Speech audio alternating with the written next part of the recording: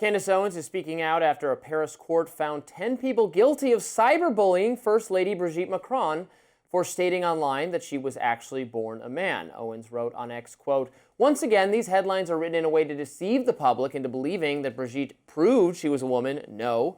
France just has cyberbullying laws. In essence, Rachel Dolezal could secure a conviction against people for asserting that she was born white."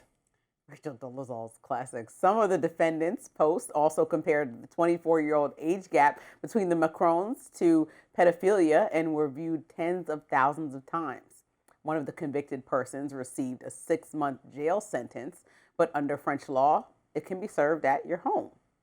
8 of them got suspended sentences ranging from 4 to 8 months. All of them will have to undergo cyberbully awareness training. On top of that, the guilty were fined 600 euros each and must contribute around $12,000 to Macron. And 3 of them are banned from using X for 6 months. The court argued that the repeated publications had cumulative harmful effects. Macron said over the weekend she sued to, quote, set an example against harassment. Owens is facing a defamation lawsuit in the U.S. from the Macrons for making similar claims about that, and Owens has been the most prominent voice spreading this theory that Brigitte Macron was actually born Jean-Michel Chognot, which is the name of her brother. Reactions abounded on X. Conservative filmmaker Mike Cernovich said they are sending people to jail over this, and British broadcaster Piers Morgan said, "Oh, Candace O, looks like you owe me $300K. You know, and longtime viewers know, or even recent viewers know, that I do not like Candace Owens at all. However, I share her distrust of the cyberbullying law in France. I think, again, Brigitte Macron is suing her.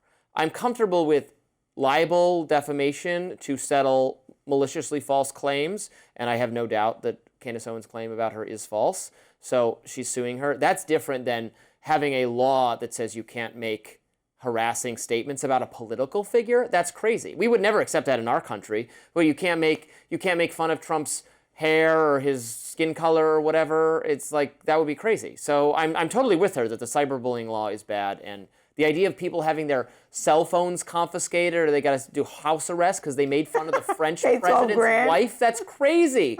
Crazy stuff. France, you're crazy.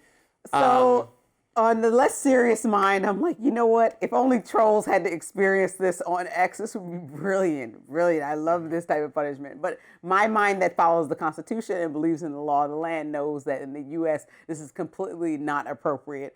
People were accused and convicted of harassing and defaming her knowingly, saying that she was a man in a coordinated effort. And this is France, and we're talking about a country that has specific laws have free speech there. That they have free speech until it infringes on things like personal dignity as part of their reputation, privacy. And so that's what their law allows. And so if you're over there talking smack, saying in a coordinated effort and what they accuse them of, saying that she's a man and all this other stuff, well, then you got to be prepared to answer to the law of the land in your country. In the U.S., it's likely, and 100% for the most part, would not fly, but this wasn't the U.S. Well, that's true, but I'm just saying the way we do it is better. It is better to have a permissive structure to What about pleasant people online? This might deter people from being on my other, going back to my first thought of mine. I love pleasant. Don't you like, you said the other day, and I was so surprised to hear you say this, you were like, when people come at you online, because you have a lot of followers on X, and when people come at you online, you have to be strong-minded because it does kind of bother you sometimes. Yeah. Okay, wouldn't you prefer if people did not go to the depths of underground and dig to the deepest hole of the earth to come at you? You can just stay surface level. I don't think our country would be better off if people were constrained by the law from behaving in that way, because it would also constrain them from, it constrains people from telling lies or harassing you or being bad, but it also constrains them for arriving at some truth that has been forbidden by the government. Oh, and I will add, by the way, Rachel Dolezal, I have a hot take there. Oh, tell me. Nothing wrong. I'm on her side.